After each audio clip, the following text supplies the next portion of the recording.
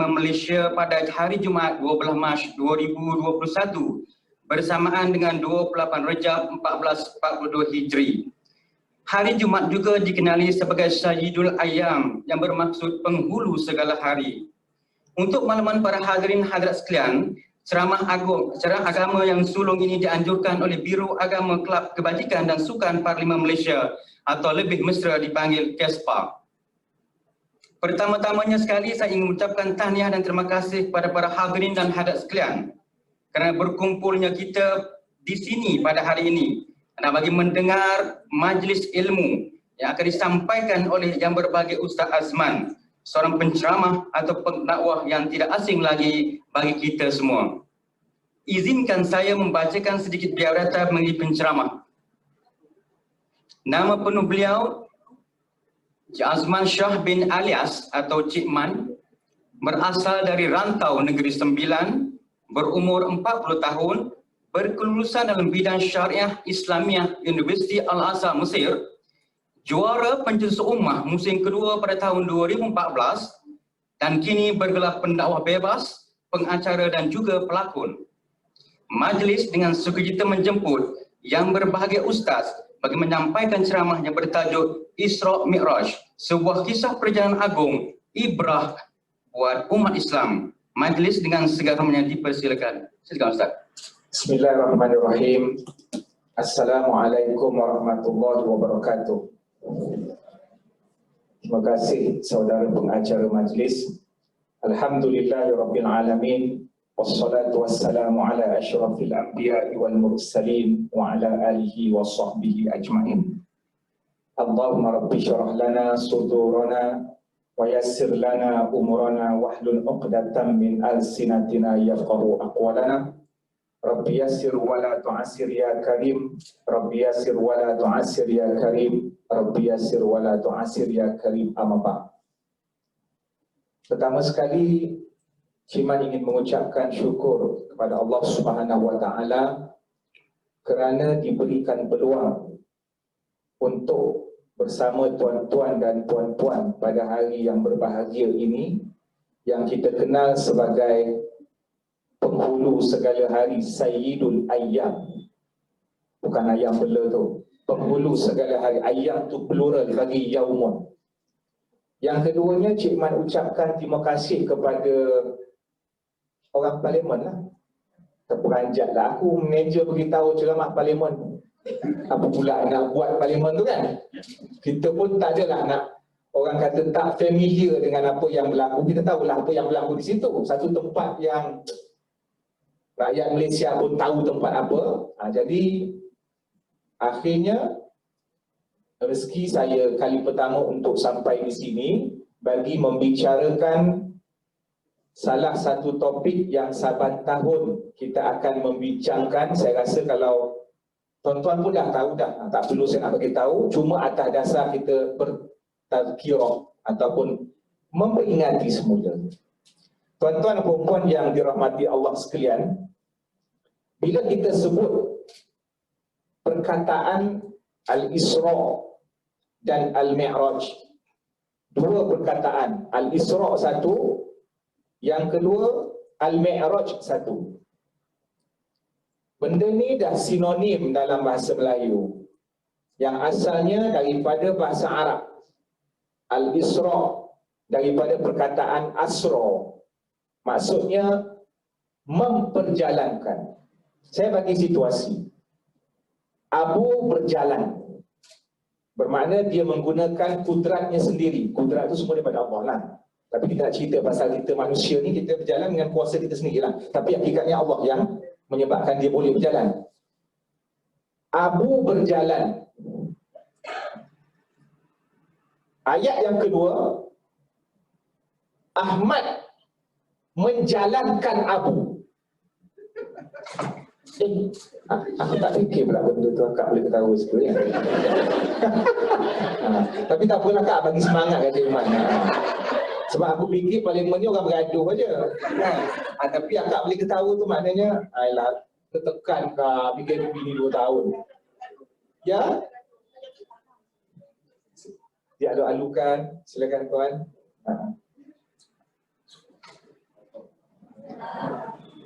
Waalaikumsalam warahmatullahi wabarakatuh.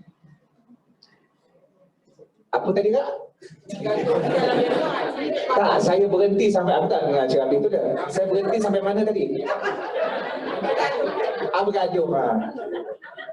Dia pun nak ceramah aku yang aku. Tuan-tuan faham tak dua ayat ni? Satu, Abu berjalan. Yang kedua, Ahmad memperjalankan Abu. Adalah ni. Tuan-tuan, yang pertama, Abu tu berjalan dengan kudratnya sendiri. Yang kedua, Abu tak ada kudrat, tetapi bantuan daripada Ahmad.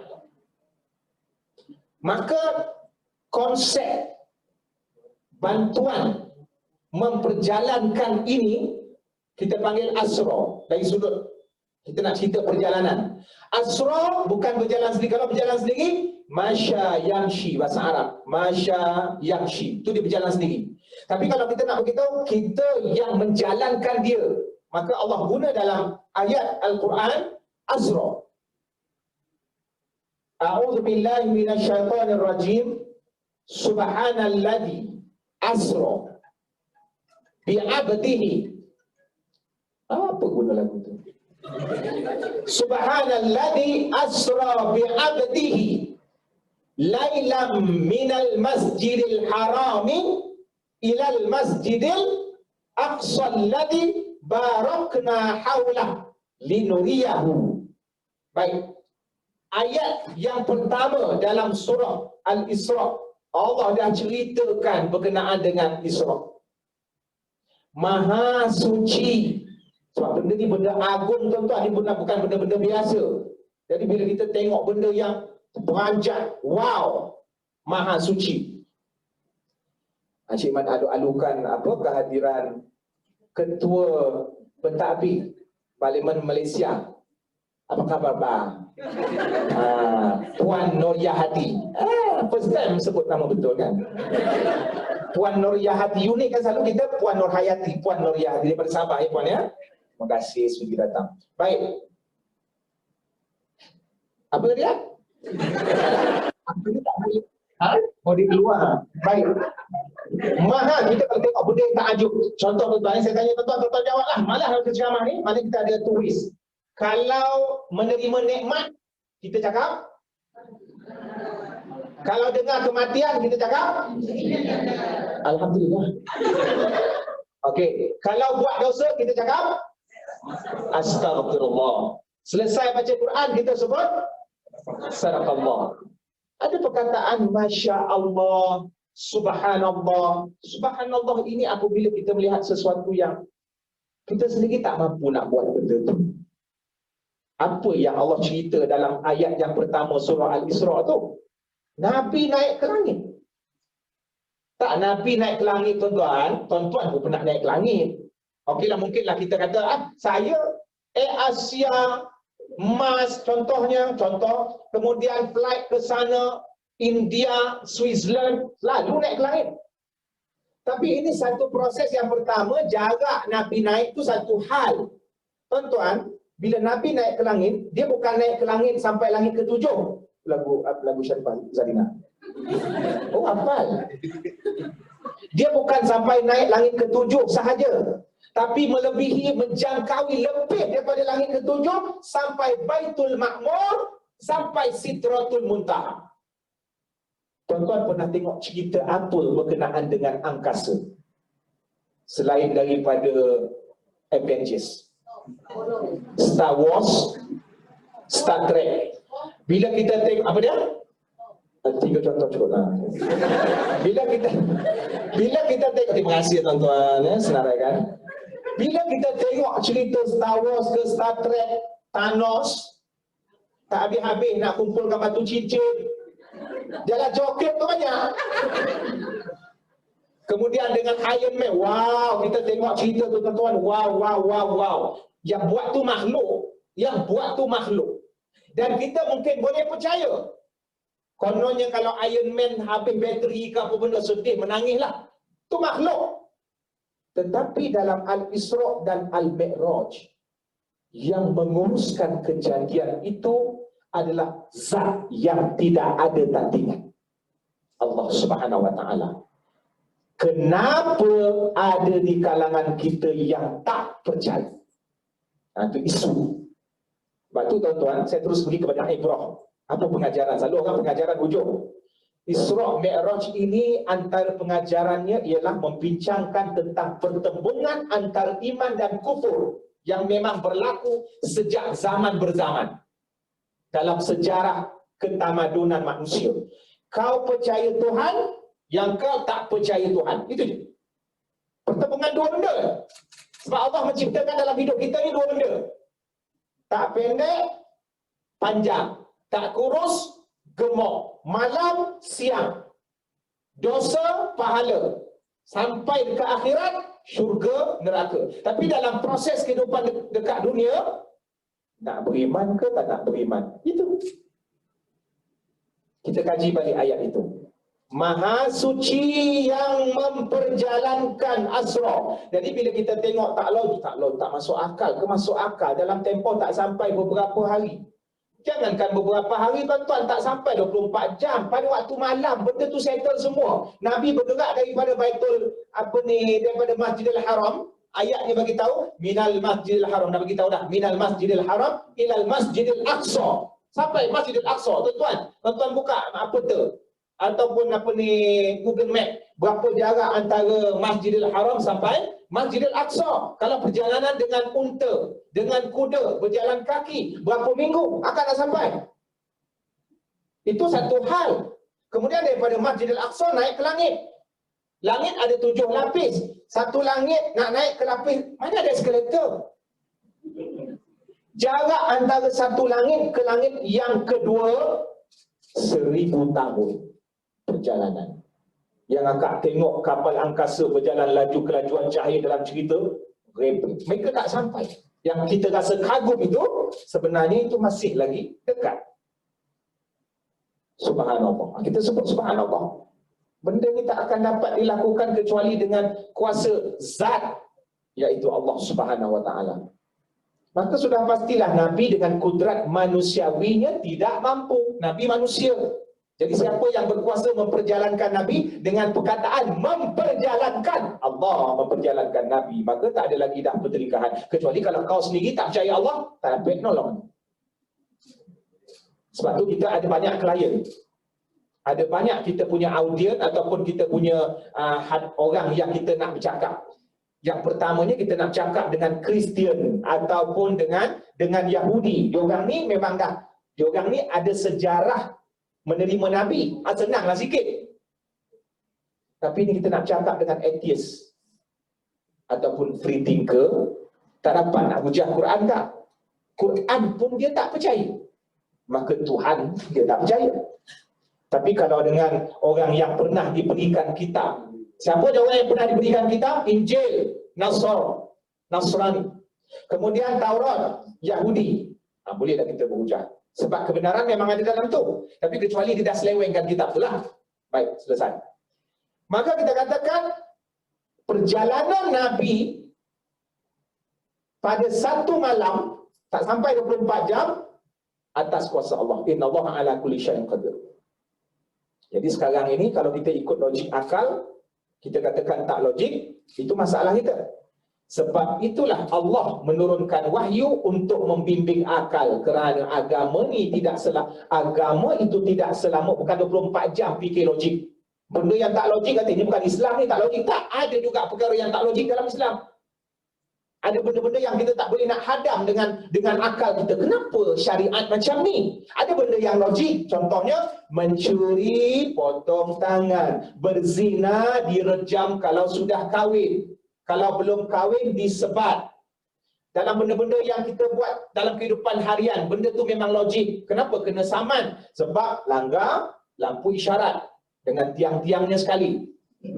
Kemudian kenapa kau kena hukum? Kenapa kena gunting rambut? Melanggar undang-undang sekolah. Kita boleh hadam logika dekat situ. Tapi dalam agama, ada urusan-urusan yang kita tak boleh hadam. Tak fahamlah kenapa. Contoh, bilangan-bilangan rakaat sembahyang. Kenapa subuh 2 rakaat?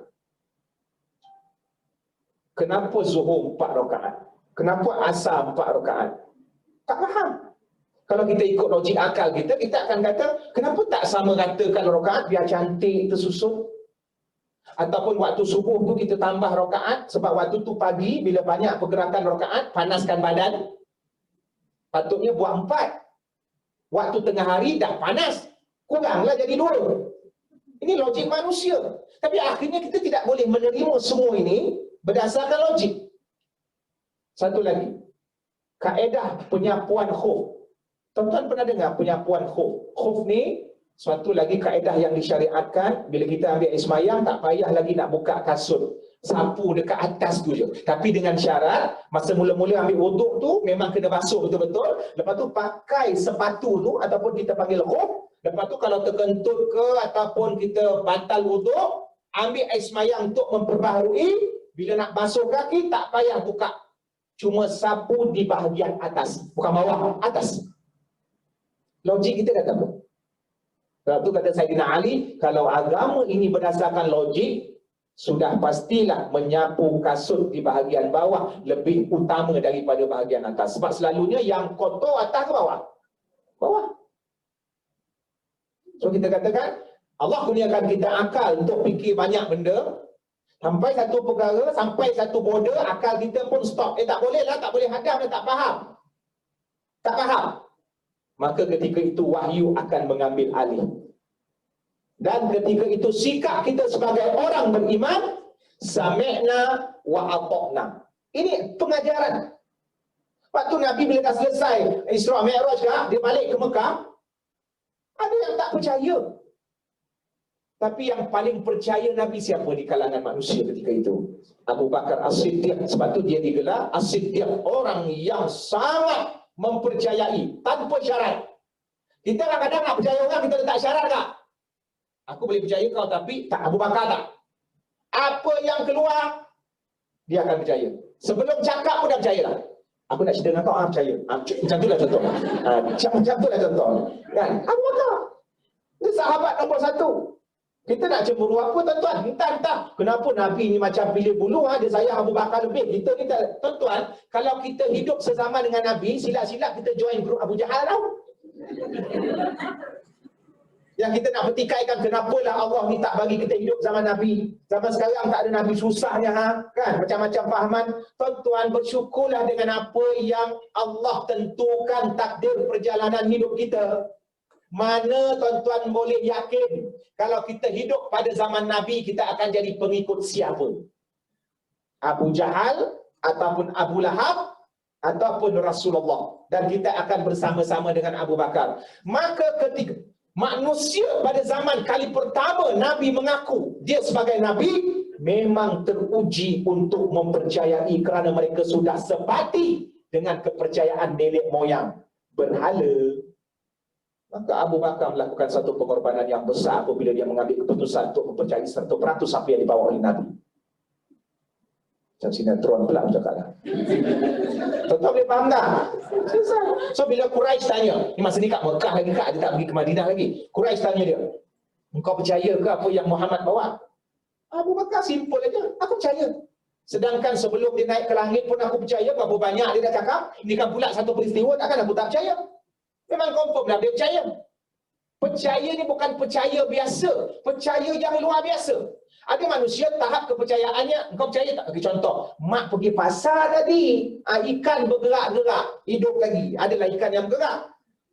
Anak kata, biasalah tu mak, kadang dia tak mati sempurna lagi kan. Dia kena ketuk kepala. Jadi kita percaya cakap mak. Besok tu mak balik, mak pergi pasar tadi, ikan pula apa ni, ikan tanya mak pada masa apa. Akak rasa anak dia respon apa? Mak jangan join TikTok banyak sangat. Ni sekarang ni ada apa? Ada yang ada apps yang kalau orang mati tu boleh gerak-gerak tu. Seram aku menengok tuan-tuan. Kan orang mati dia perbahasan dia duduk bergaduh lah benda-benda tu boleh ke tak boleh, itu cerita lain lah, selesai. Jadi tuan-tuan, apa yang berlaku memang ulama membincangkan, dan di kalangan manusia ada yang mempertikaikan, adakah perjalanan Isra Mi'raj Nabi itu dengan ruh ataupun dengan jasad. Ini antara yang dibincangkan. Nabi mimpi kot takkan naik sampai ke Sidratul Muntaha.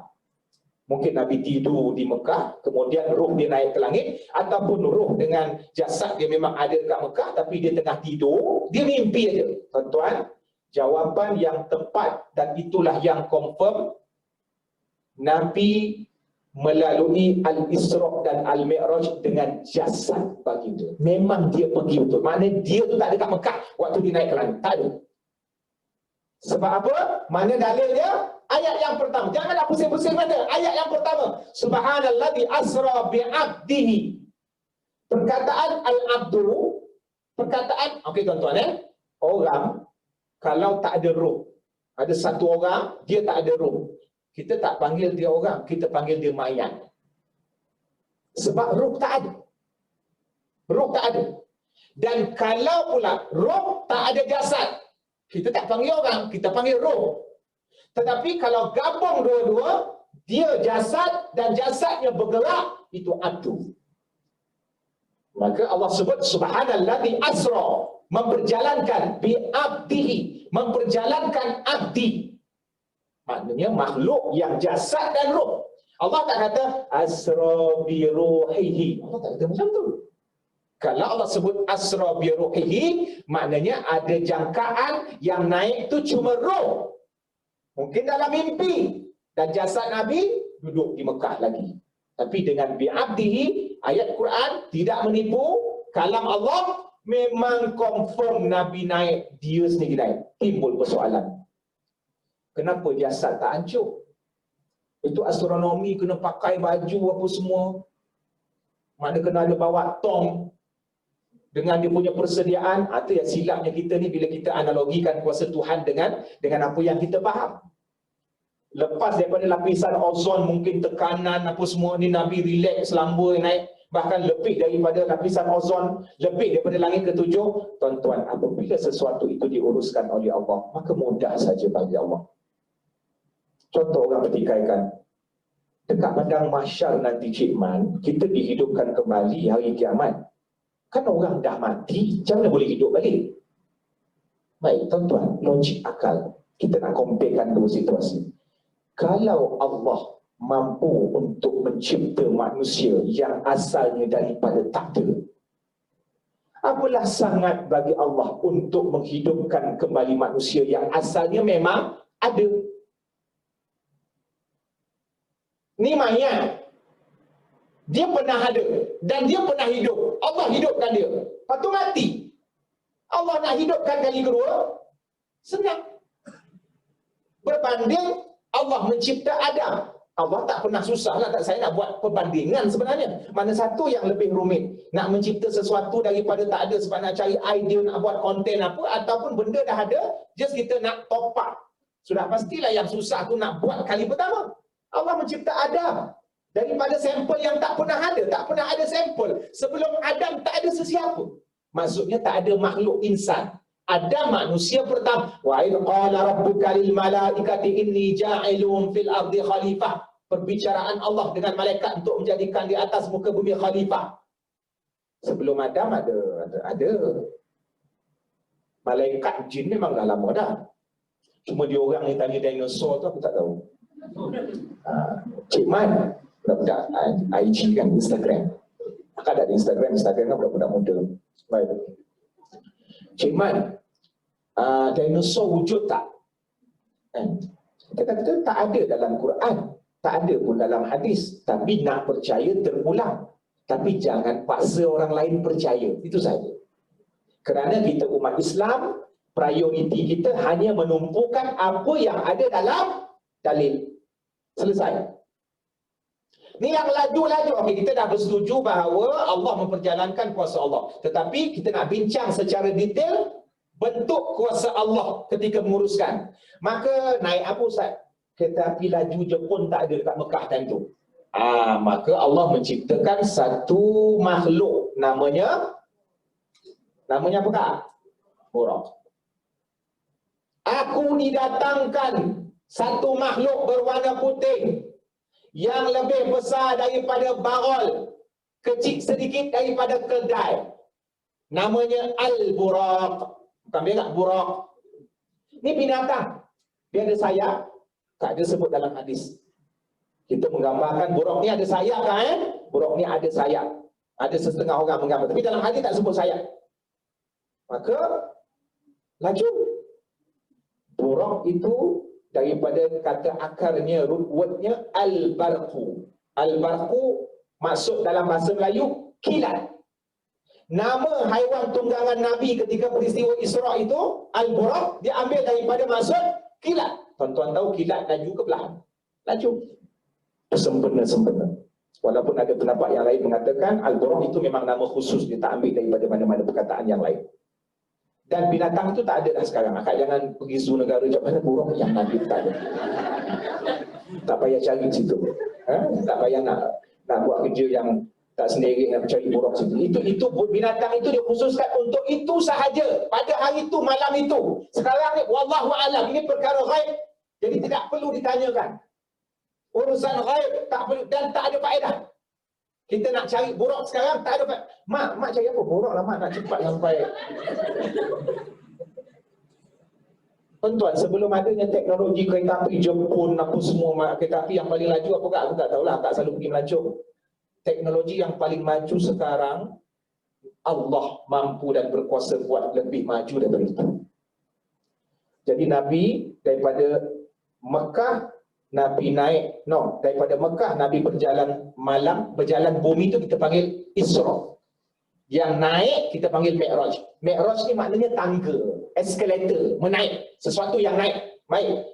Tuan-tuan, langkah Buraq ini dia punya laju, dia punya kaki langkah yang seterusnya itu sejauh mata memandang. Tuan-tuan kalau pergi tepi pantai, tuan-tuan pandang hujung pandangan kat mana berakhir. Dekat mana hujung pandangan mata akak berakhir waktu akak berdiri tepi pantai? Mana jauh. Maka itu yang langkah seterusnya. Kalau kita ikutkan langkah manusia biasa nak pergi ke hujung pandang mungkin 30,000. Tapi Buraq hanya sekali langkah. Jarak yang sejauh mata dia memandang. Memang cepatlah orang tu sampai yang Buraq tu. Maka Nabi naik. Tuan-tuan, Nabi naik ini membuktikan memang Nabi mengalaminya secara jasad. Kerana fitrah haiwan tidak akan menanggung roh. Haiwan menanggung jisim. Ni kalau ada orang hujah dekat tuan-tuan. Betul ke Nabi malam Isra' tu memang badan dia ada sekali? Yes. Kerana haiwan tidak menanggung roh. Haiwan menanggung jisim. Itu pergi program, pergi zoo, ada tempat nak sewa-sewa. Okey, adik nak naik kuda, adik nak naik kuda. Memang ada budak jisim. Mana dia menanggung roh? Benda yang logik. Orang naik kuda. Tak ada pula mak tu cakap dengan adik bila anak dia, mak kuda tu tak ada orang. Ada roh nenek kau di atas. Kadang-kadang orang kita ni tuan-tuan, orang Melayu ni puan, dia banyak explore. Banyak explore. Alam ghaib. Benda yang depan mata, bab rasuah kau tak nak explore. Macam mana nak uruskan online, apa benda ni, bayar zakat cara mudah, tak nak explore. Benda yang tak perlu explore, kau explore.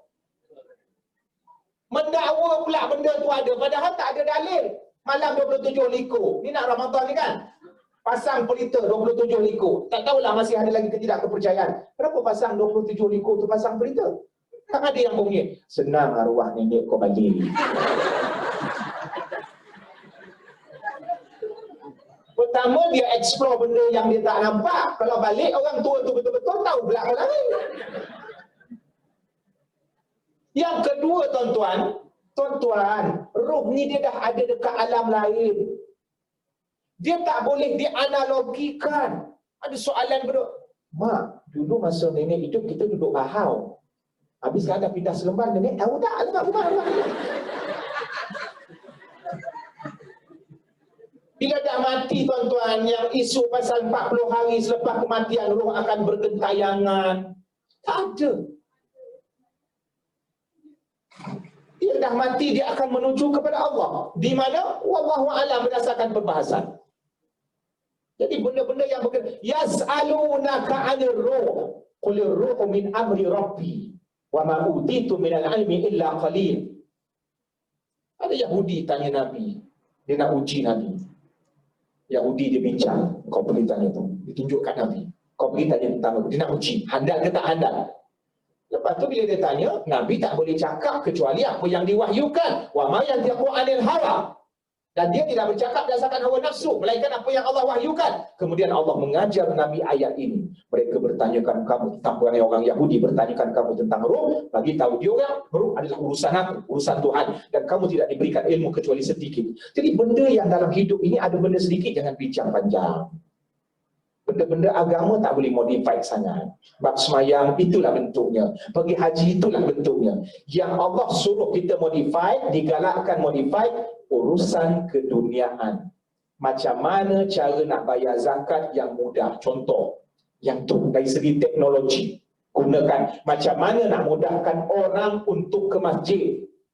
Ada orang-orang susah dekat masjid, dia nak semayang, sediakan kerusi. Maka benda-benda ni. Tapi benda-benda yang orang nampak pelik, boleh ke semayang duduk atas kursi. Dia nampak pelik di situ.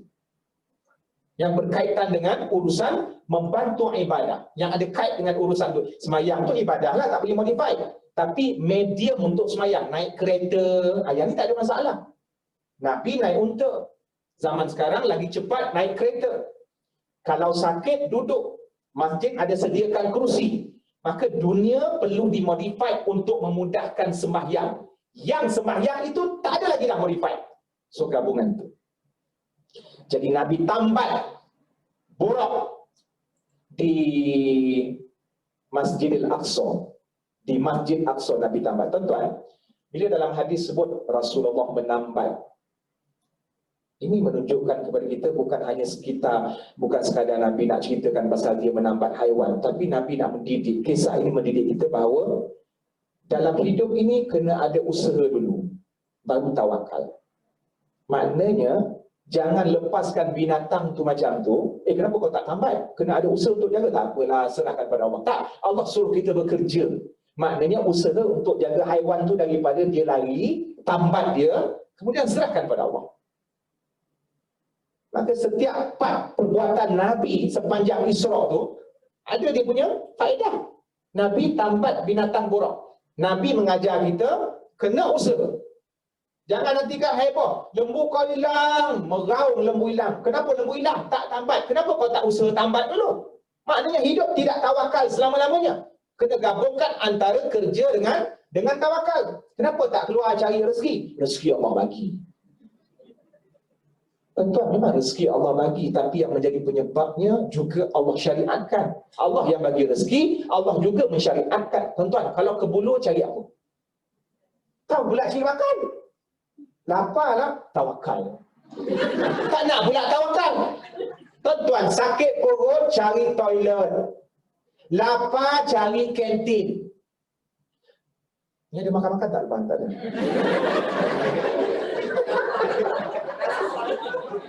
Lapar cari kantin, ya?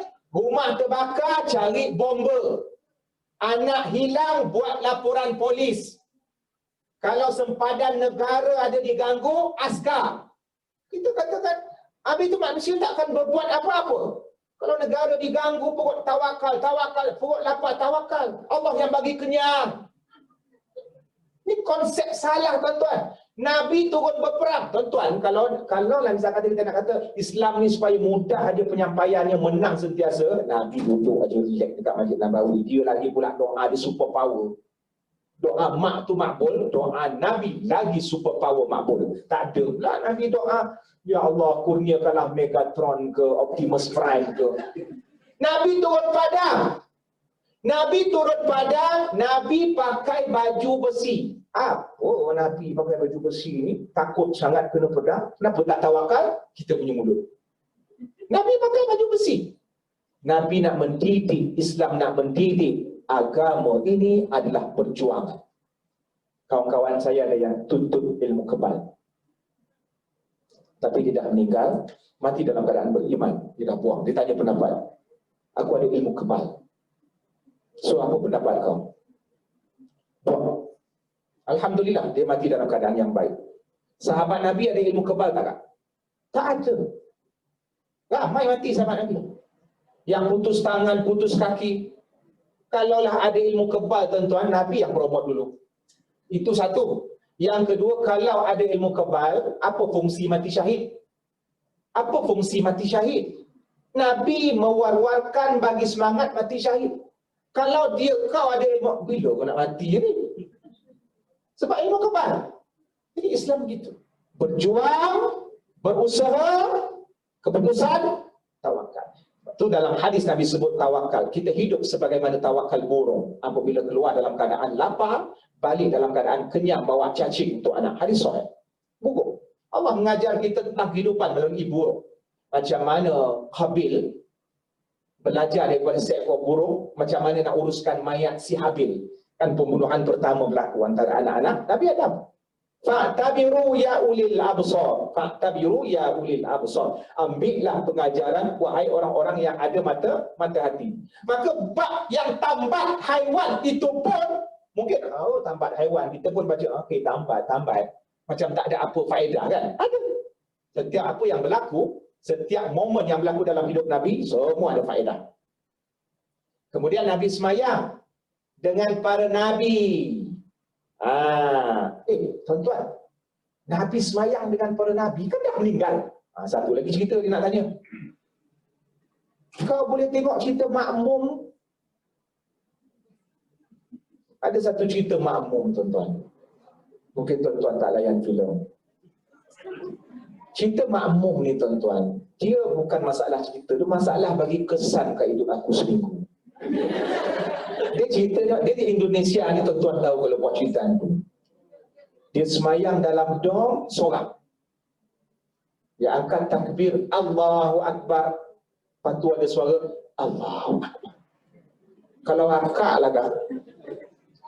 Aku lepas tengok cerita tu seminggu aku semayang menghadap dinding. Maknanya dinding mesti belakang. Jangan ada kawasan belakang kosong. Terasa macam ada orang ni belakang. Tuan-tuan, Nabi sembahyang menjadi imam, para nabi dan ini mereka rakan sejawat. Ini sahih, diceritakan dalam Sahih Muslim. Sebab saya akan huraikan juga dalam peristiwa Isra Mi'raj ada hadis yang tidak sahih. Tapi apa yang ni dalam Sahih Muslim bermula daripada Nabi dibelah dada sebagai persediaan untuk menghadapi peristiwa agung. Kemudian daripada Mekah Nabi naik burak sampailah ke Masjid Al-Aqsa. Kemudian Nabi semayang bersama para nabi. Jadi macam mana orang yang sudah mati bersembahyang dengan Rasulullah? Itu yang saya kata, apa yang berlaku sepanjang Al-Isra dan Al-Mi'raj adalah situasi pertembungan antara iman dan kufur. Allah berkuasa untuk buat apa saja.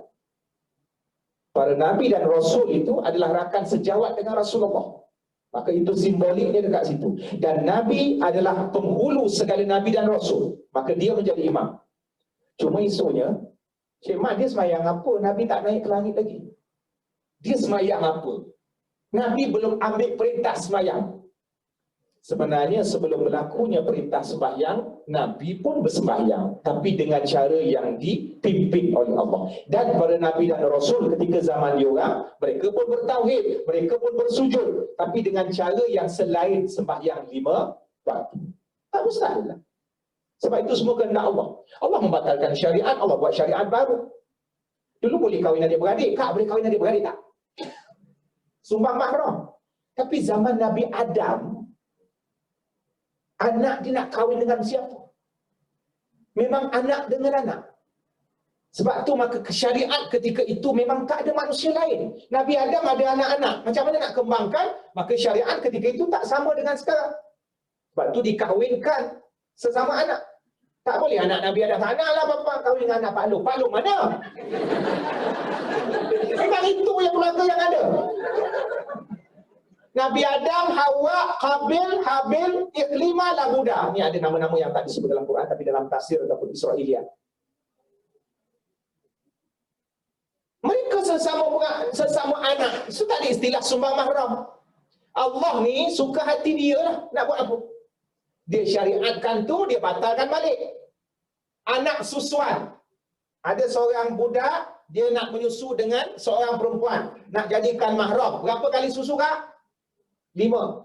Sebelum tu 10. Dibatalkan jadi 5. Maka apa? Dia akan buat apa saja. Itu sistem dia. Tapi sekarang Nabi dah tak ada. maka Al-Quran tidak boleh berubah. Dia punya konten. Dan hadis yang terbuku tidak boleh berubah. Dia punya konten asas. Cuma fleksibilitinya, itu ijtihad, itu soal lain. Boleh ya tuan-tuan? Baik, selesai. Kemudian Nabi naik. Ini yang start naik. Naik itu kita panggil Mi'raj. Bila naik itu tuan-tuan, setiap langit Nabi akan jumpa Nabi. Nabi-Nabi rakan sejawat. Contohnya macam langit pertama Nabi Adam, Abul Bashar, bapa manusia. Langit kedua Nabi Isa, Nabi Yahya. Langit ketiga Nabi Yusuf. Kisah Nabi Yusuf dengan perempuan cantik. Langit yang keempat Nabi Idris. Tuan-tuan, berkenaan dengan Nabi Idris ini, dalam Quran ni ada Nabi yang Allah cerita panjang. Macam Nabi Musa paling banyak. Kisah dia dengan Fir'aun. Nabi Muhammad banyak. Ada surah Muhammad. Nabi Nuh. Tapi ada juga Nabi yang ayat ni sikit. Sekali dua Allah sebut. Antara yang disebut sedikit Nabi Idris. Ada satu kisah tentang Nabi Idris ni. Dia masuk ke syurga, kemudian masuk ke neraka, dicabut nyawa dan seumpama. Tetapi kisah ini tidak dipastikan kesahihan. Kerana diambil daripada sumber Israiliyat.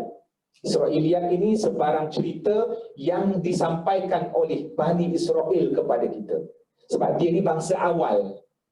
Israel ni bangsa awal. So turun-temurun daripada Israel ni pada zaman Nabi Musa. Ya Bani Israel, ya Bani Israel. Dan Israel itu nama gelaran bagi Yakub. Lepas tu tuan-tuan, kita nak kutuk Israel, kena hati-hati juga. Nabi Yakub antara nickname-nya adalah Israel. Jadi pada dulu, bangsa Israel ni daripada dulu. Jadi dia turun-temurun diceritakan kisah Nabi dulu. Jadi boleh tak kita ambil maklumat daripada Israel? Nabi kata boleh, tetapi kena tapis. Tidak semua benda yang boleh dipercayai. Lepas tu tuan-tuan, Cik Man bagi contoh. Siapa nama perempuan yang menggoda Nabi Yusuf? Zulaikha kan? Nama Zulaikha ni tak ada dalam Quran. Tetapi disebut dalam kitab tafsir. Habis Ustaz, boleh ke nak sebut? Boleh, tak ada masalah. Tapi jangan anggap itu ayat Quran. Tapi kisah Nabi Yusuf digoda ada dalam Quran. Kisah Nabi Yusuf digoda ada dalam Quran. Perempuan tu mahu mengenali saya, jumpa saya di Om. Ada dalam Quran. Nama perempuan tu siapa? Tak tahu. Tapi perempuan tu ada tak? Ada. Itu ayat. Tak percaya, kafir. Selesai. Tak ada kono-kononya. Baik. Kemudian langit kelima Nabi apakah? Nabi Harun. Nabi Harun ni adik beradik dengan Nabi Musa. Dia membantulah dua sekawan yang ada sezaman. Nabi Musa, langit ke-6 Nabi Musa banyak cerita. Nabi Musa ni nanti yang sejarah yang sembahyang daripada 50 jadi diskaun 5. Dan yang ke-7 terakhir Nabi Ibrahim yang ada kaitan rapat dengan Nabi Muhammad, sampaikan namanya diabadikan dalam sembahyang, dalam tahiyat akhir, dalam selawat Ibrahimiyah. Kama sallaita ala Ibrahim. Tanya, kenapa? Ni ada pilih bulu ke? Kan? Betul ke? Budak ni kadang-kadang tanya soalan yang dia tak, tapi saya kena layan juga. Kita kena layan juga. Sebab audiens saya budak-budak. Audiens saya bukan ahli parlimen. Parlimen ni dia tahap dia lagi ke-7. Jadi maknanya dia tak tanya soalan tu. Budak-budak tiap-tiap tahun tanya soalan sama ni, nak dekat puasa kau hidup batal ke tidak, kentut dalam air. Tak apalah, kita raikan. Kentut dalam air batal ke tidak. Aku dah standby dah kak. Bila tu aku dah standby dah. Tapi baguslah bila saya bergaul dengan netizen, saya ambil part yang positif dari sudut yang baik. Maknanya mereka ini menyebabkan saya akan menggerakkan dengan lebih aktif. Sebab kita tak tahu benda-benda yang tak dijangka. Ada satu soalan, boleh tak Allah mencipta satu batu yang dia pun tak larat nak angkat? Soalan daripada etis. Benda-benda yang bersifat akal. Ustaz kata Allah tu kan maha boleh. Boleh tak Allah mencipta satu batu yang dia pun tak larat nak diangkat? Nak angkat batu tu. Kita katakan jawapannya, soalan kau sebelum sempurna kau bertanya, soalan kau sudah terbatal selepas perkataan mampukah Allah. Terbatal dengan sendiri. Sebab Allah maha mampu. Kita tak boleh kata Allah boleh, tak boleh kata. Memang Allah maha. So sebelum dia habis soalan dah batal. Balik dah rumah. Saya tak boleh, memang soalan kau pun dah batal. Memang tak ada jawapan. Bolehkah Allah? Tak boleh tanya macam ni. Sebab Allah maha mampu. Itu dia, tuan-tuan. Sebab tu saya katakan berdakwah dengan ahli kitab itu mudah berbanding yang tak pernah diturunkan agama.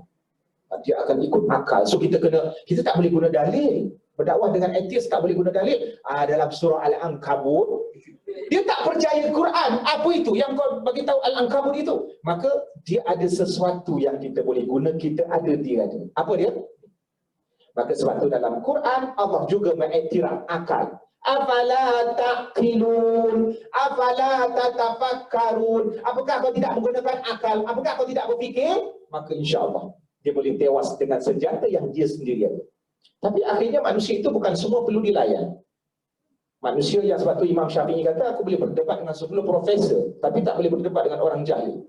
Yang dia memang tak nak kebenaran. Dia nak bincang, itu memang nak gaduh, itu je. Baik, kemudian selesai Nabi naik sampai ke Baitul Ma'mur. Tuan-tuan, Baitul Ma'mur ni, dia bukan nama kuih. Baitul Ma'mur ini, dia satu tempat tahu. Kuih Ma'mur kan puan kan? Sabah kan? Warna putih kan? Ada bawa? Tak ada. Lapar tu tak? Tuan memang ada makan ni? Jangan kalau tak, ini kali aku bayar tu kan? Baik. Apa balik? Okey, baik. Tuan-tuan, Mekah di Kaabah. Tuan-tuan selari Kaabah sampai langit Baitul Ma'mur. Selari. Kalau Kaabah itu tempat tawafnya insan, maka Baitul Ma'mur tempat tawafnya malaikat. Tuan-tuan, manusia nak lawan Tuhan. Tak payah jumpa malaikat. Manusia lawan malaikat. Tuan-tuan nak tahu berapa jumlah malaikat? Saya beritahu. Baitul Ma'mur satu kawasan yang setiap hari akan masuk 70,000 malaikat. Dan takkan keluar. Esok masuk 70,000 yang baru. Tuan-tuan kira berapa hari dah alam semesta ni. Dan berapa banyak malaikat yang masuk. Setiap hari 70,000 malaikat. Esok 70,000 yang baru. Lusa 70,000 yang baru. Dunia ini sudah berapa hari? Itulah jumlah. Kita nak lawan Tuhan, jumpa malaikat itu. Itu yang orang tu, Cik Man, ada apa ni, budak Instagram. Cik Man, macam mana ya malaikat maut? Dia tak kelang kabut ke? Macam kan? Dia boleh tanya soalan, dia tak kelang kabut ke? Kalau ada orang meninggal kat Puchong, lepas tu kat Brazil pun ada orang mati. Jauh tu. Ingat malaikat kan macam Allah dia kan? Tuan-tuan, saya bagi perumpamaan nyawa manusia. Contoh ini jari malaikat. Kalau dia nak seluruh manusia ada di atas satu jari, tekan aja mati semua. Dengan pangah-pangah kau. Sebab tu saya katakan jangan analogi alam ghaib dengan alam syahadah. Tak boleh. Tak boleh. Nenek meninggal, dia makan apa? Makan apa alam kubur? Roh tidak akan mati, tuan-tuan ya. Roh tidak akan mati. Tuan-tuan gali balik kubur, arwah mak, jasad tak ada dah, hancur. Rohnya sihat. Sama ada dia diseksa, na'udzubillah, ataupun dia diberikan kenikmatan. Sebab tu kubur ini sama ada dia menjadi taman daripada taman-taman syurga ataupun lubang daripada lubang-lubang neraka. Roh itu memang sihat walafiat. Cuma sama ada diseksa ataupun sihat. Itu saja. Baik. 50 semayang, ya Allah, 50 semayang tuan-tuan. Yang 5 semayang ni pun bertanggung 2-3 bulan. Bila turun Nabi Musa tanya, berapa Tuhan bagi kau semayang? 50. Ui, banyak tu. Naik balik minta diskaun. Nabi pun naik. 9 kali Nabi naik. Nabi Musa ni bertanya lah kan. Untunglah ada Nabi Musa. Kalau tak 50 lah. Tapi yang terakhir yang tinggal 5 tu Nabi turun. Nabi Musa tanya lagi. Dah berapa dah tinggal? 5. Banyak lagi tu dia kata. Mungkin di kalangan ulama kata Nabi Musa ini dia bercakap atas dasar experience dia menghadapi rakyat dia dan kaum dia yang degil melawan Bani Israel. Kaum kau tak mampu, kaum kau lemah. Mana seolah-olahnya Nabi Musa ni dengan Bani Israel yang kuat itu pun tak buat ibadat. Ini kan pula umat Nabi Muhammad ni, kita makin lama makin kecil. Memang tak larat. Tapi apa kata Nabi? Adakah Nabi naik? Nabi tak naik dah. Astahyitu Rabbi, aku malu. Agaknya kalau kita ada duduk sebelah Nabi Musa tu memang naiklah lagi untuk batal semua. Setiap kali naik kan Allah cancel 5. Yang tinggal 5 tu kalau Nabi naik, oi seronok tak ada semayang. Kita fikir macam tu. Nabi kata astahyitu Rabbi, aku malu. Maka Nabi turun. Dengan yang 5 itulah Nabi menyampaikan kepada kita, maka Allah memberikan juga walaupun tinggal 5, tapi ganjarannya seolah-olah 50. Malulah tuan-tuan, banyak kali minta diskaun. Akak beli peluk dakak contohnya.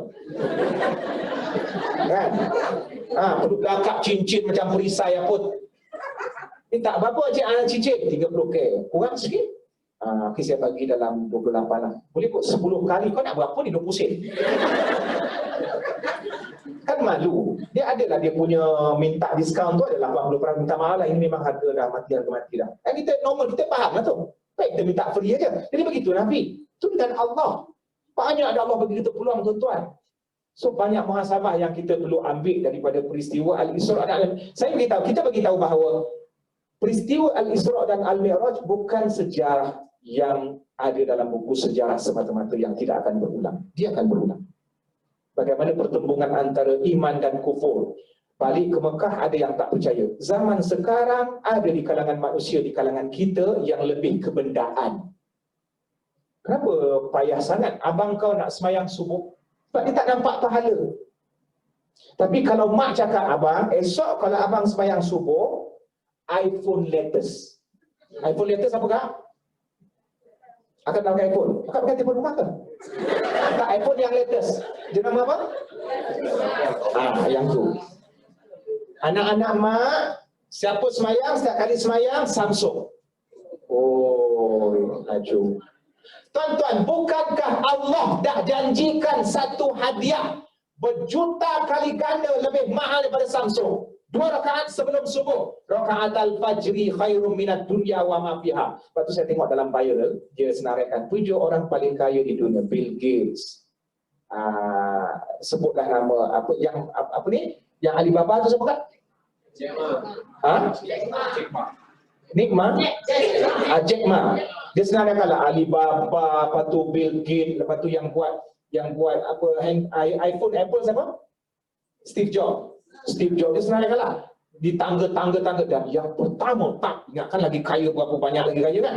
Yang pertama yang paling kaya di dunia orang yang solat sunat 2 rakaat sebelum subuh. Kerana Nabi kata siapa yang sembahyang 2 rakaat subuh lebih baik dari dunia seisinya. Jack Ma dia hanya dapat China saja mungkin. Bill Gates mungkin dia boleh kuasai Microsoft dan keuntungan. Tapi orang ini alam semesta dan seisi kekayaan. Tapi dinilai di sisi Allah tak nampak sebab kita tak beriman pada benda yang tak nampak. Lepas tu Nabi dalam hadis, okay, siapa yang buat ni akan dapat ganjaran. Siapa yang ni dapat ganjaran. Kita tak payah nak terima benda tu sebab kita tak nampak. Yang boleh terima, orang yang mempersiapkan jiwa dan nuraninya untuk menerima Allah. Sebab tu Al-Quran, "Dzalikal kitabul la raiba fihi hudan lil muttaqin alladzina yu'minuna bil ghaib." Siapa yang orang bertakwa tuan-tuan? Islam, ramai Islam. Oh Islam, dia bermasalah. Dia pukul orang, dia Islam. Tapi kenapa dia pukul orang? Dia hanya Islam mungkin di IC-nya sahaja, tetapi tidak naik ke tingkat takwa. Siapa dia orang takwa tu kak? Alladzina yu'minuna bil ghaib. Yang beriman dengan perkara yang ghaib. Apa perkara ghaib? Syurga, neraka, pahala. Rajin apa ni Pak Long pergi ke masjid, mana ada kenduri baca tahlil apa semua selalu minum. Kenapa rajin? Sebab ada pahala 27 kali ganda. Dia percaya. Ada pahala tak? Ada. Nampak? Tak nampak. Tapi kenapa percaya? Takwa. At-taqwa hahuna. Nabi kata, Nabi tunjuk takwa di sini. Hadis sahih. Lepas tu dalam satu hadis yang lain Nabi kata, dalam jasad ini ada seketul daging, idza saluhat saluhal jasadu kullu wa idza fasadat fasadal jasadu kullu. Apabila okey daging itu, okey seluruhnya. Dan apabila rosak, jahanam seluruhnya. Ketahuilah daging itu adalah hati. Sebab dia penentu pada tindakan kita untuk kita percaya ataupun tidak. Maka itu sepintas lalu, sebenarnya panjang tuan-tuan, sepintas lalu yang boleh Cik Man sampaikan berkenaan dengan Al-Isra' dan Al-Mi'raj. Cik Man sebagai ulang balik apa yang akak-akak tuan-tuan dah hafal, ya, ulang balik. Sebab benda tu kita mungkin kata ustaz sampaikan benda yang sama, tapi benda yang sama itulah yang sering kita lupa. Setiap hari pun kita semayang, tapi itu pun ramai yang lupa juga.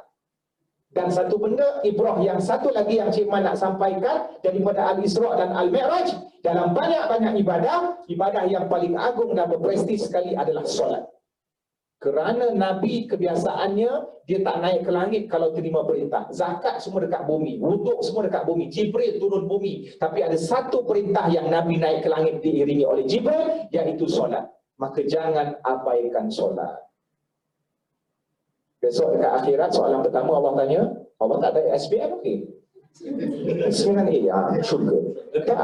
Nak budak ni kan, nak budak yang SPM Pro Max ni, dia dah habis ikut paper, lagi seminggu lagi. Kata dia, kata SPM ini sebahagian saja daripada hidup kau, bukan objektif utama. Kalau kau dapat 9E, tetapi jaga solat, insya-Allah berjaya. Tapi kalau kau 10A1, solat kau terbagai, bermasalah besar di akhirat. Akak bagilah tahu anak-anak akak macam tu. Sebab saya tengok remaja, mereka lebih seperti risaunya besok paper, tak serisau besok subuh. Bila besok ada paper, dia akan bangun awal, padahal dia orang patut bangun awal tiap-tiap hari untuk subuh. Dia tak ada benda tu. Maknanya tertinggal paper itu lebih bahaya daripada tertinggal subuh. Itu yang nak kembalikan balik. Paper itu adalah material.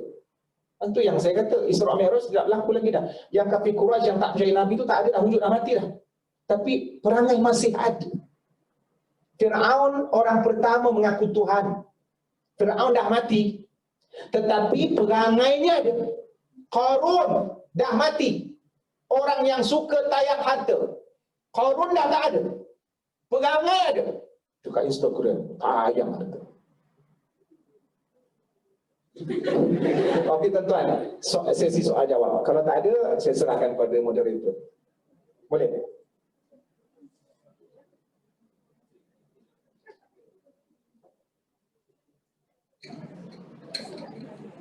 Saya tanya, Silakan. kisah Israeliat yang kisah Israeliat kedua yang mana tak boleh ditiru.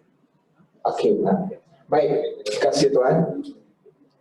Israeliat sebagaimana yang Cik Man sebut tadi, berita daripada Bani Israel, sebab mereka ni senior kita Mereka senior kita, mereka dah jumpa nabi-nabi dah. Cuma diorang ni teruk sebab diorang ni bukan kita, ialah di kalangan kita ni mengutuk menghina Nabi Muhammad. Itu satu dosa yang sangat besar. Diorang membunuh pada Nabi. Siap halau Nabi Lut menyampaikan kebenaran. Kenapa kau mendatangi lelaki-lelaki apa semua? Kaum dia keluar daripada sini. Dia halau Nabi. Bunuh pada Nabi. Nabi yang Nabi yang disebut dalam Quran 25 orang kan? Tapi kalau dalam sejarahnya secara luas itu ratus ribu. Tapi kita tak percaya, tidak wajib percaya. Sebab tu timbul persoalan. Buddha, Socrates, mereka ini bercakap dengan ayat-ayat yang mirip dengan Islam. Soal ketenangan, soal jiwa, mirip. Apakah mereka ini Nabi?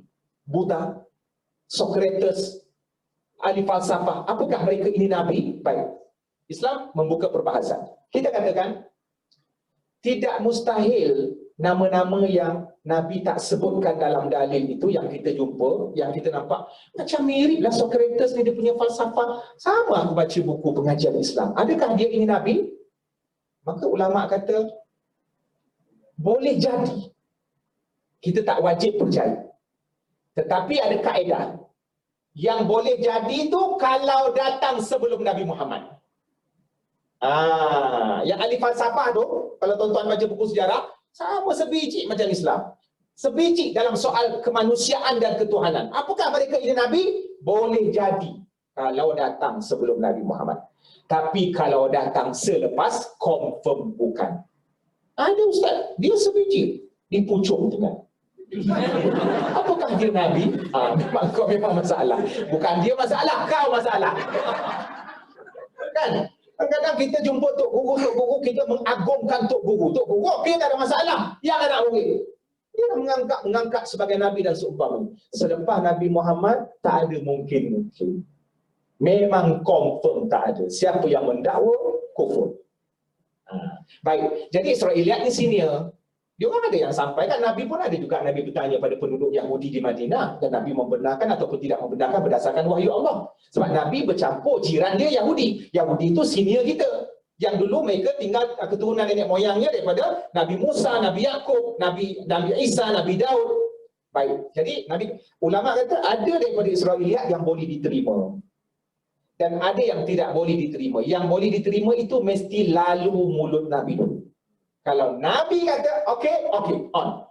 Tetapi dalam masalah kisah-kisah ni kita nak ceritakan, tak ada masalah sebab dia tak ada kaitan dengan hukum. Cuma jangan terlalu palsu, jangan palsu lah. Baik, antara kisah-kisah, tuan-tuan, kisah Masyitah ketika Nabi naik ke langit kubur Masyitah. Ulama berbeza pendapat sahih ke tak sahih tentang kisah Masyitah kubur berbawah ni. Kemudian ada kisah yang Nabi diperlihatkan dengan umur dunia, seperti nenek tua bongkok 3. Kisah ini juga tidak sahih. Kemudian ada kisah-kisahnya Nabi diperlihatkan dengan satu kaum yang menanam tanaman kemudian menuai. Juga kisah yang tidak sahih. Ada kisah yang sahih tetapi tidak berlaku pada malam Isra Mi'raj, tapi berlaku pada mimpi Nabi. Contohnya, Nabi bermimpi satu orang yang memecahkan kepalanya. Kisah ini sahih tapi tak berlaku pada malam Isra. Itu berlaku ketika Nabi mimpi, ketika Nabi duduk di Mekah. Kemudian ada satu kisah, satu kaum, yang kisah ini sahih ketika malam Isra, Nabi diperlihatkan satu kaum yang mencakar muka dan dada. Yang ini untuk tim bawang. Cakar mukanya dan dadanya bagi orang yang menggunjing saudara. Bahasa Indonesia sinetron lah sikit. Kan? Yang menggunjing saudaranya, yang menceritakan keburukan saudaranya. Betul saudara dia buruk perangai, dia pergi cerita, dia buka parlimen sendiri kan dekat rumah dia. Contohlah. Baik, itu pendirian Islam tentang apapun daripada persoalan tuan tadi tu berkenaan dengan cerita kisah-kisah. Tapi contohnya lah kisah-kisah Israiliyat yang tak menjejaskan akidah. Contoh, kita nak percaya perempuan yang goda Nabi Yusuf itu Zulaikha. Terpulanglah, benda tu tak menjejaskan akidah. Sebab kita nak senang penceritaan. Tapi jangan wajib Zulaikha, bukan beda. Itu tak boleh. Perempuan yang goda Nabi Yusuf itu Zulaikha, itu je nama dia. Tak boleh lah. Sebab memang tak disebut. Tapi nak sebut nama, nak memudahkan penceritaan. Itu saja.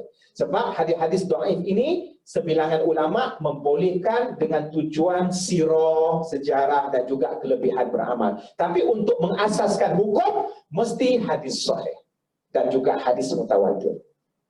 Terus ada persoalan mungkin? Terima kasih tuan. Saya serahkan pada moderator lah. Ada lagi soalan tak? Sebelum kita tutup majlis pada kali ini. Alhamdulillah. Perkenalkan nama. Oh, ada satu lagi ya. Sila guna mic belakang. Nama, tinggal daerah mana? Senang nak cari soalan. Nama saya Siti Norma. Siti Omar? Siti Norma. Siti Norma, Kak Norma. Saya kontak, saya nak tanya soalan ni keluar sikit lah pada tajuk suami ni.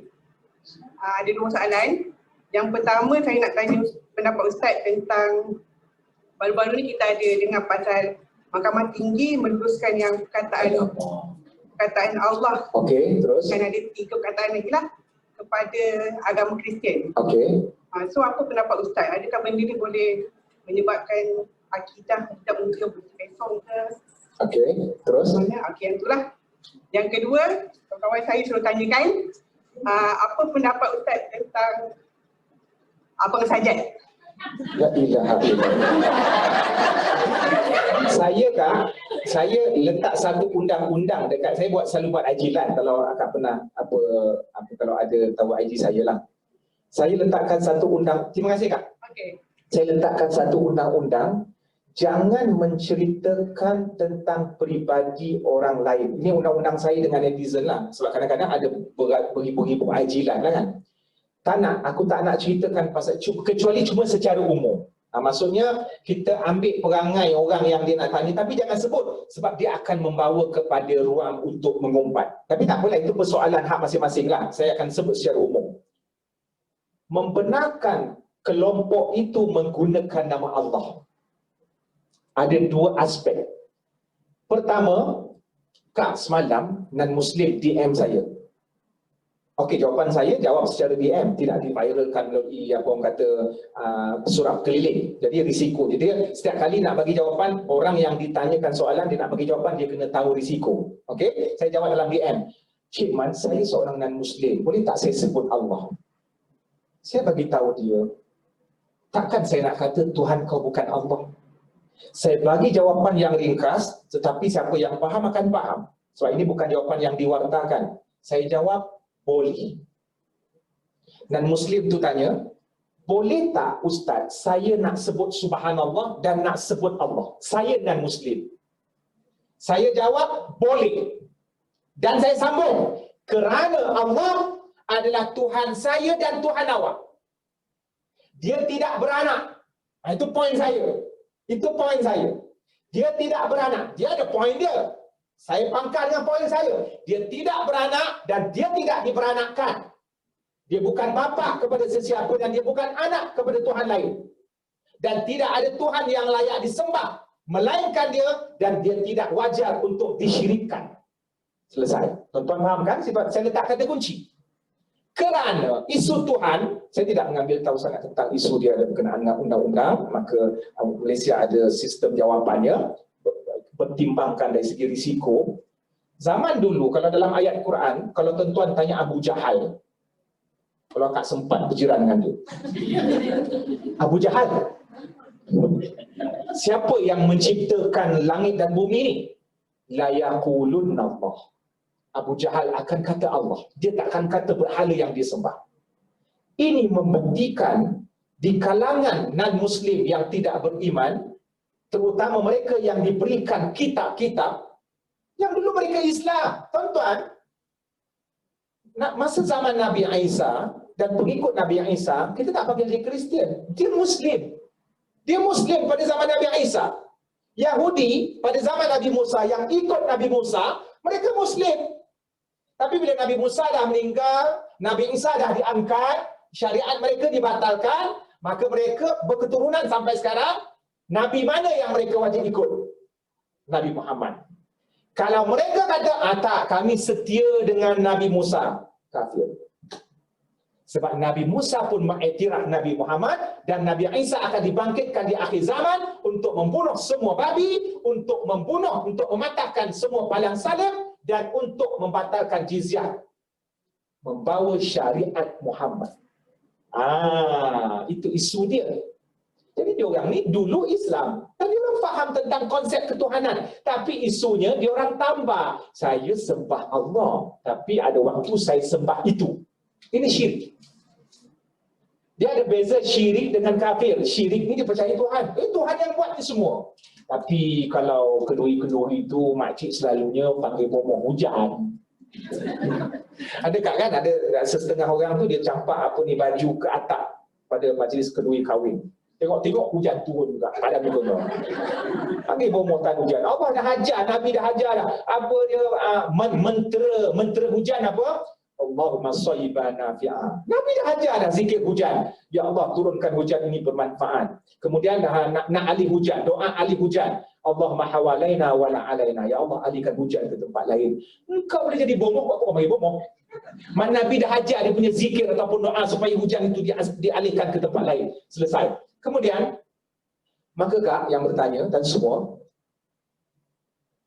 sistem perundangan saya tak nak sebut hakim dia dah tentukan, dia dah fikir dengan akal dia, dengan ilmu dia. Kalau ada risiko membenarkan dari sudut kelompok itu nak menggunakan perkataan Allah dengan membayangkan Allah dengan sifat yang tak sama sebagaimana Allah nak dia digambarkan, tahu. Acong itu sebut Allah. Allah tu macam mana? Oh, Allah ni dia tangan, tahu ni. Ada anak, tahu. Kelompok itu boleh menggunakan kalimah Allah dengan syarat Allah yang dia nak gunakan itu kalimahnya adalah Allah yang sebenar-benar Tuhan, sebagaimana Allah nak dia itu disifatkan. Wallahu a'lam. Saya sebagai marhain memberikan pendapat. Tetapi akhirnya manusia yang Allah kurniakan sedikit kuasa, kau uruskanlah dengan baik. Pro kontra adalah dalam isu ni. Saya nampak isu ni pro kontra. Cuma kami di bawah ini sebagai orang yang menyampaikan, sebaik mungkin bila dah diwartakan undang-undang, kita akan ada satu poin yang kita tak boleh nak lebih lah dari segi kudrat kita. Maka itu tanggungjawab Cik Man dan tuan-tuan, akak-akak, abang-abang sekalian untuk menyampaikan kepada anak-anak yang sedang membesar isu tauhid. Nanti kita bimbang kalau ada satu buku itu mungkin bentuk Trinity, kemudian ada disebut Allah dalam tu. Itu yang kita bimbang yang itu. Maka benda ini tidak boleh. Maka bertanggungjawablah kepada yang menentukan keputusan ini dengan risikonya. Kita taklah boleh berburuk sangka lah. Kita tak adalah sampai ini tak berguna apa semua ni kau tanggung kita sampai nak mengkafirkan orang, tidak. Dia menggunakan ilmunya dengan kejujuran. Kalau dia benar-benar jujur dengan integriti ilmunya, maka Allah menguruskan sebaik-baik pengurus. Kita doakan supaya cuma tuan-tuan sekalian, sebelum isu kalimah Allah lah ya, sebelum kita nak orang kata mungkin kita nak sebut pasal isu Kristian ke ataupun isu non-Muslim, akak perasan tak masyarakat kita Melayu ini sebelum diganggu oleh isu-isu akidah daripada agama lain, orang kita memang suka jumpa bohong. Orang kita memang sudah 50 tahun dah kadang-kadang ada yang mengamalkan syirik, letak penyapu dekat pintu. Mak, kenapa mak letak penyapu lidi sandarkan dekat pintu? Nanti perompak tak masuk. Perompak masuk kak dengan penyapu-penyapu tu hilang. Itu yang, tuan-tuan, sebelum kita diganggu oleh kaum lain, kita sendiri kita dah tangkal. Anak menangis, ada satu tampal kapet di sini. Mengkuang. Saya tak tahu apa faedah. Anak terseduh, tampal mengkuang di sini. Bagilah dia minum air. Dia tak ada kaitan saintifik dekat situ. Demam, nak bawa ke mana? Tu ada bomong hujung kampung. Lepas tu ada gelang warna hitam. Kenapa pakaikan anak gelang warna hitam? Hantarlah dia klinik. Habis klinik pun sama juga syirik, percaya kepada Panadol. Contoh kita katakan, ada beza tangkal dengan Panadol kak. Panadol ada kaitan saintifik. Itu al-kasbu, usaha memang Allah suruh. Tapi kita mesti yakin yang menggerakkan Panadol Allah. Gelang hitam tak ada kaitan saintifik dengan suhu badan. Melainkan bomoh tu ada buat sesuatu. Itu sahaja. Jadi maknanya masyarakat kita dah puluhan tahun terganggu akidah. Ajaran-ajaran sesat.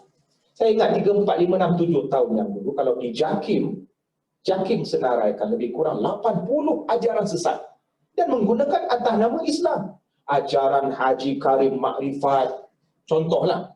Ajaran Luqman, sekian-sekian. Dia gunakan nama-nama Arab. Tak perlu masuk campur isu Kristian datang rumah dia, tak. Dia sendiri bermimpi, kemudian dia mendakwa Nabi datang dalam mimpi dan Nabi suruh aku buat persatuan. Siapa nak join? Dia buat borang. Itu isunya. Okey, itu sekadar pendapat saya yang marhain tentang isu kalimah Allah. Apapun tuan-tuan dan puan-puan wajib bekerjasama untuk mendidik generasi tentang tauhid yang sebenar. Wallahu a'lam. Silakan.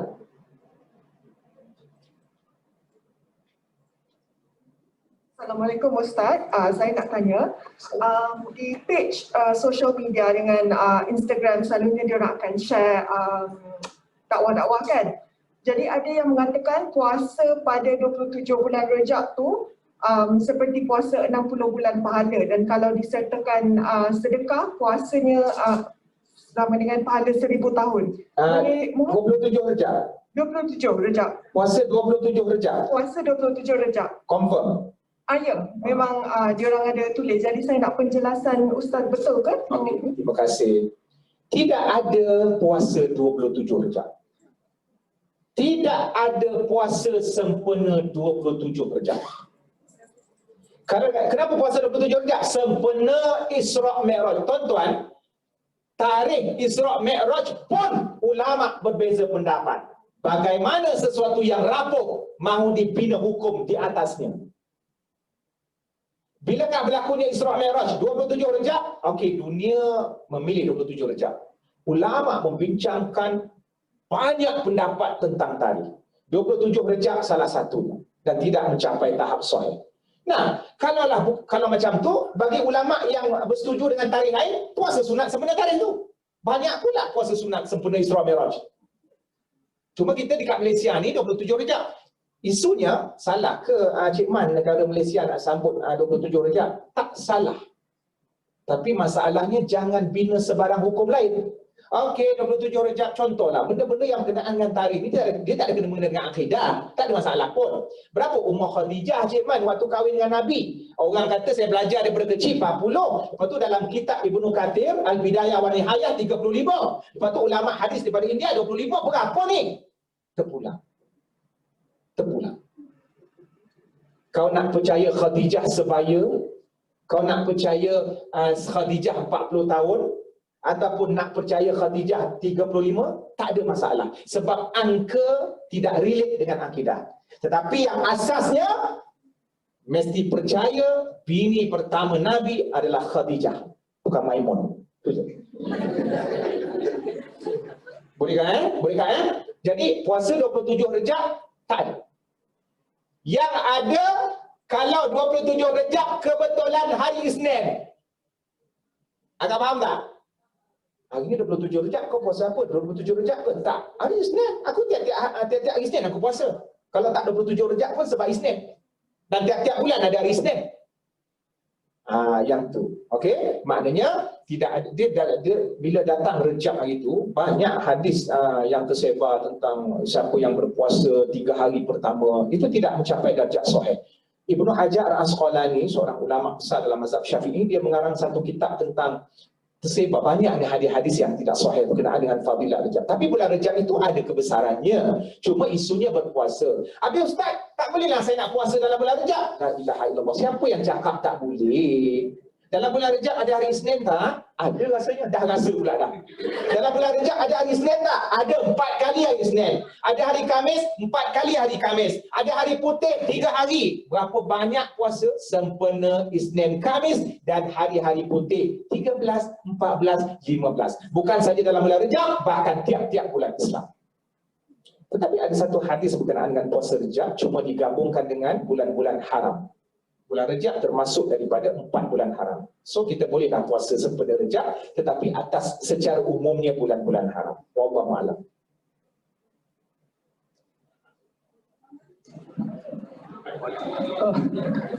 Yang bermaklumat ini soalan terakhir daripada Cik Zul. Harap Cik Zul jangan banyak soalan. Cik Zul ni siapa dia? Dia macam ada isu di sini. Silakan Abang Zul. Terima kasih, Tuan Musi. Ustaz Cik Man. Cik Man, saya tengok TV9 selalu Ustaz Cik Man selalu membahasakan diri Ustaz Cik Man. Cik Man, sorry Ustaz. Sebenarnya saya kalau ada forum begini Ustaz, saya selalu muka ke soalan. Jadi diberi arahan supaya jangan tanya soalan banyak-banyak lah. Itu sebagai mukadimah. Tapi walaupun ini perkara mungkin soalan saya di sisi agama ni terakhir tuan-tuan, kerana 2 bulan lagi abang akan cuti bersara ya. Jadi sebagai kenangan saya sebagai kepada hadirin sekalian, kita kalau ada forum-forum agama begini kita banyak bertanya. Jangan kita hanya terima saja. Jadi kita nak orang kata bertanya soalan, bukan aja kita bertanya tu kita tak tahu. Kita mencedok lagi ilmu daripada ustaz. Itu maksud saya. Jadi apabila kita tanya, kita dapat lagi ilmu tambahan. Tengok ustaz, saya ada muka demah tu. Berkenaan dengan Isra Mi'raj ustaz, sebagaimana diberitahu oleh ustaz tadi, kita Rasulullah diangkat ke langit untuk menerima satu kewajipan solat. Jadi solat ini merupakan satu kewajipan yang paling utama, rukun yang akan ditanya di akhirat nanti. Soalan saya ya Ustaz, jadi kalau sekiranya Rasulullah naik lagi, di mana Nabi Musa kata, ya Rasulullah, umat aku kuat-kuat, tak mampu nak buat 5 tu agaknya. Jadi cuba kan naik. Kalau Rasulullah dengar juga, ikut juga, bukannya pergi untuk menghapuskan 5 tu, maksudnya mengurangkan. Mengurangkan maksudnya kalau 5, 4, 3, 2. Jadi kalau dikurangkan, kalau Rasulullah naiklah pada pandangan Ustaz, berapa agaknya? Ataupun solat mana kita tak dapat buat, tak akan kita lakukan. Subuh. Kalau Rasulullah naik juga dengan Nabi Musa ni, jadi bukan kita nak hapuskan, bukan Rasulullah kata aku minta ya Allah, atau yang buat, bukan 5 tu Rasulullah kata, bukan 5 yang saya hamba minta Rasulullah Tuanku minta kurang, bukan hapuskan 5, kurang, artinya 4, 3, 2 atau 1. Jadi maksudnya pada pandangan Ustaz, solat yang mana kita tak buat? Subuh ke? Zuhur ke? Itu utama, solat utama. Yang keduanya solat sikit lagi.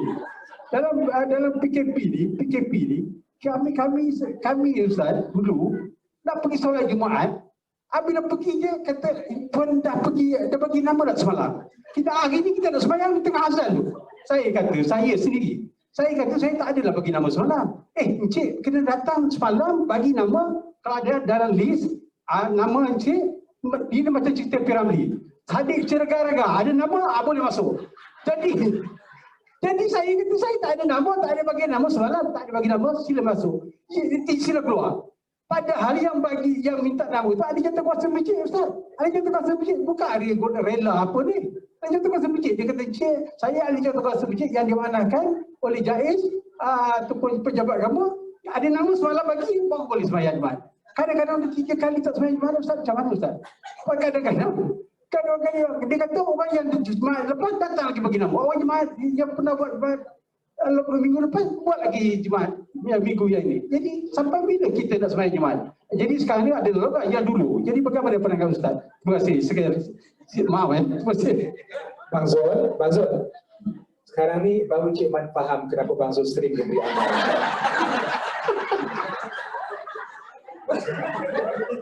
Saya sebenarnya saya seronok dan santai sebab kita hari ni hari Jumaat kan, kekangan waktu. Tapi basically sebab saya kalau buat IG live pun sampai, akak tahu berapa limit IG live? Saya rasa belum ada mana-mana orang yang sampai limit, kecuali saya agaknya dekat Malaysia ni. 4 jam. Saya buat sampai habis turun countdown.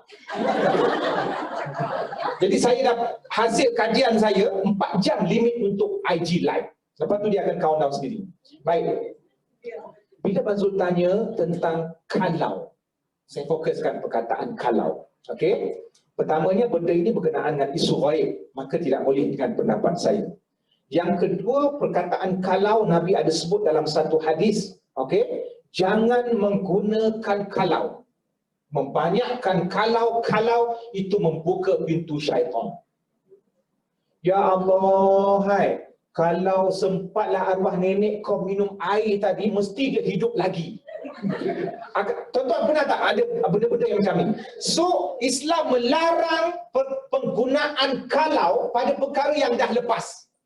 Kerana seolah-olah kita mempertikaikan, agree dengan takdir Allah. Kita bersama dengan Allah seganding menguruskan takdir. Tak boleh. Engkau kalau kau baca buku hari tu, ni dah lepas dah, mesti kau berjaya. Sedangkan Allah dah bagi keputusan dia lagi hebat daripada Tuhan. Tetapi kita boleh gunakan perkataan kalau untuk yang akan datang atas nama usaha dan cadangan. Ni kalau kau baca buku ni, insya-Allah, dia ada insya-Allah. Kalau kau baca buku sekarang ni, tahun depan kau berjaya. Ayat tu belum lagi. Kita pun tak tahu apa yang berlaku. Dan takdir Allah belum berlaku lagi untuk dia tu. Takdir Allah sudah tertulis ya. Allah mengetahui segala-galanya. Tapi dari segi masa depan, bagi sudut kita belum terjadi. So kita tak dikatakan melawan. Tapi bila Allah dah tentukan accident, tiba-tiba kita ada teori pada benda accident. Ini kalau tak accident, kalau Allah dah takdirkan dia accident, seolah-olah dia mempertikaikan takdir itu. Maka bahaya kalau pada perkara yang dah lepas.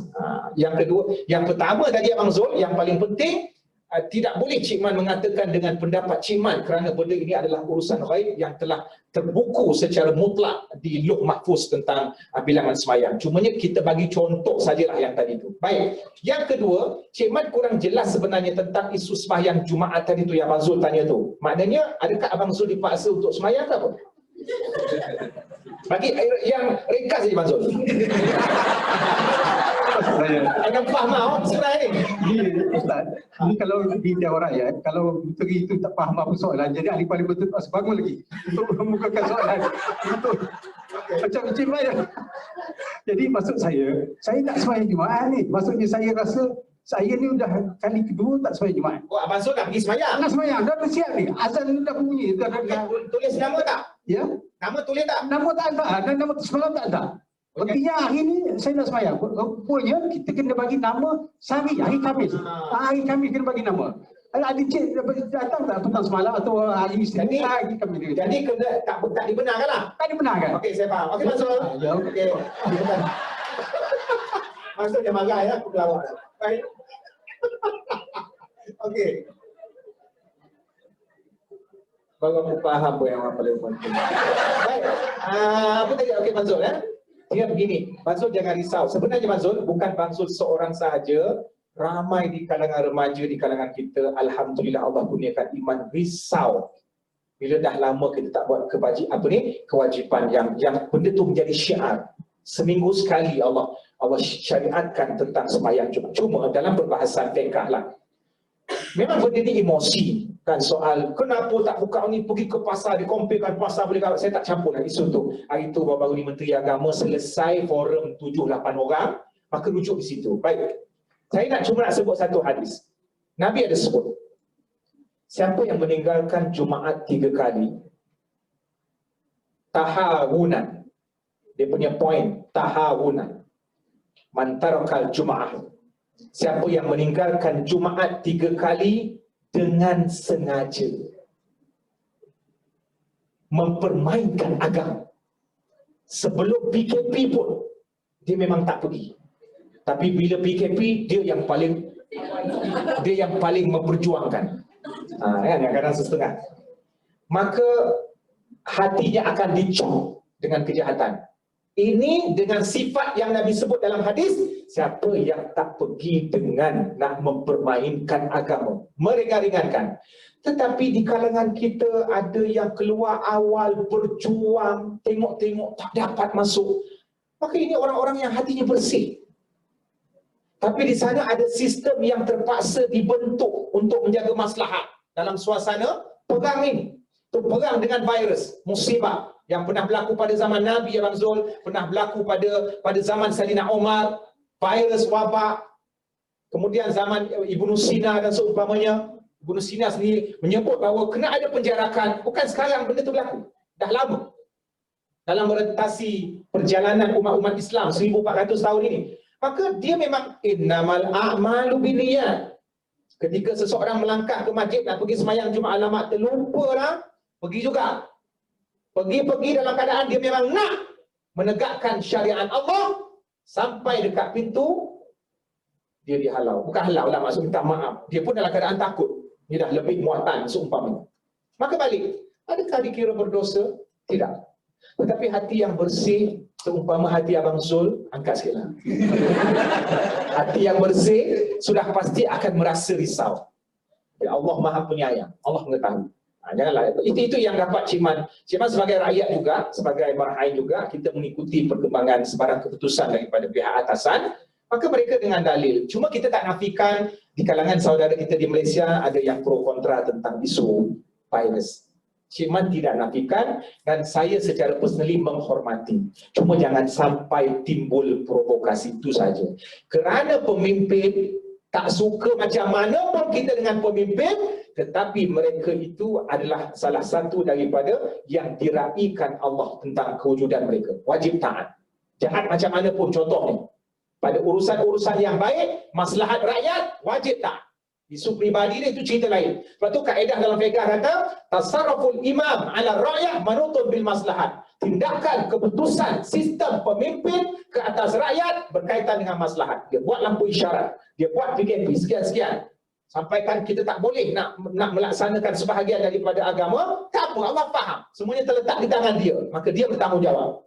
Kita tidak melaksanakan, meninggalkan benda itu dengan secara mempermainkan agama, tetapi kita berpusat kepada tindakan pemimpin tersebut. Pemimpin ini bukan saya sebut raja seorang, bukan Perdana Menteri, termasuk juga pemimpin yang memegang orang kata portfolio agama. Mereka juga pemimpin, mufti-mufti, mereka juga pemimpin. Okay? So dalam keadaan mereka mengeluarkan fatwa, mereka membimbing manusia. Janganlah kita risau benda itu, insya-Allah. Terima kasih kepada semua yang sudi bersama-sama dengan Cik Man, meminjamkan telinga, kemudian memberikan ruang kepada Cik Man. Mohon ampun dan maaf atas segala banyak perkataan-perkataan mungkin yang kurang sesuai. Abang Zul terasa ke? Okay. Jangan terasa hati, insya-Allah kita akan jumpa lagi di ruang masa yang lain kalau diizinkan Allah. Aku qauli hadza wa astaghfirullah li wa lakum. Assalamualaikum warahmatullahi wabarakatuh. Assalamualaikum warahmatullahi wabarakatuh. Alhamdulillah, terima kasih diucapkan kepada Yang Berbahagia Ustaz atas ceramah yang disampaikan sebentar tadi. Alhamdulillah, saya juga ucapkan terima kasih kepada tuan-tuan dan puan kerana pada hari ini saya rasa dewan kita penuh berbanding dengan sebelum ini tak ramai. Jadi kita harapkan semoga ceramah yang kita akan buat akan datang akan dipenuhi lagi dengan muslim-musliman. Sebelum kita mengakhiri majlis, saya menjemput Al-Fadhil Ustaz untuk memimpin baca doa. Dipersilakan. Bismillahirrahmanirrahim. Bismillahirrahmanirrahim. Alhamdulillahirabbil alamin wassalatu wassalamu ala asyrofil anbiya'i wal mursalin wa ala alihi washabbihi ajmain. Ya hayyu ya qayyum ya rahmanir rahim. Allahumma ighfir lana dhunubana wa liwalidina warhamhum kama rabbawna shighara wa li jami'il muslimina wal muslimat wal mu'minina wal mu'minat al ahya'i minhum wal amwat. Allahumma inna nas'aluka salamatan fid din wa afiyatan fil jasad wa ziyadatan fil ilmi wa barakatan fil rizqi wa tawbatan qabla al maut wa rahmatan 'inda al maut wa maghfiratan ba'da al maut. Allahumma hawwin 'alaina fi sakaratil maut wan najata minan nar wa na'fa 'inda al hisab. Allahumma ja'al jam'ana hadha jam'an marhuma wa tafarruqan min ba'dihi tafarruqan ma'suma. Rabbana zalamna anfusana wa illam taghfir lana wa tarhamna lanakunanna minal khasirin. Allahumma inna na'udzubika minal baras wal junun wal juzam wa min sayyi'il asqam. Rabbana atina fid dunya hasanah wa fil akhirati hasanah wa qina adzabannar. Wa sallallahu ala sayyidina Muhammad wa ala alihi wa sahbihi ajma'in walhamdulillahirabbil alamin. Taqabbal. Ini sebagai tanda ingatan dan terima kasih kepada Yang Berbahagia Ustaz, saya ingin menjemput Yang Berusaha Puan Nur Hayati binti Awang untuk menyampaikan cenderahati daripada Biro Agama Bekas Parlimen Malaysia. Dipersilakan untuk menerima cenderahati. Turun.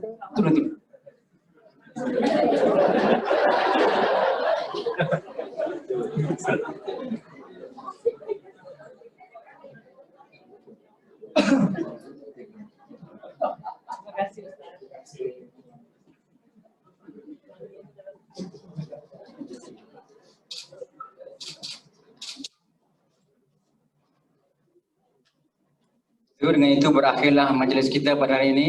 Saya suruh dengan wabillahi taufiq wal hidayah. Wassalamualaikum warahmatullahi wabarakatuh. Dan ini ada satu pengumuman, Cik Man ada membawa kita rendang ya, dengan harga yang mampu milik, RM32 sepaket. Siapa cepat dia dapat. Ada di kat luar sekarang. Sekian, terima kasih.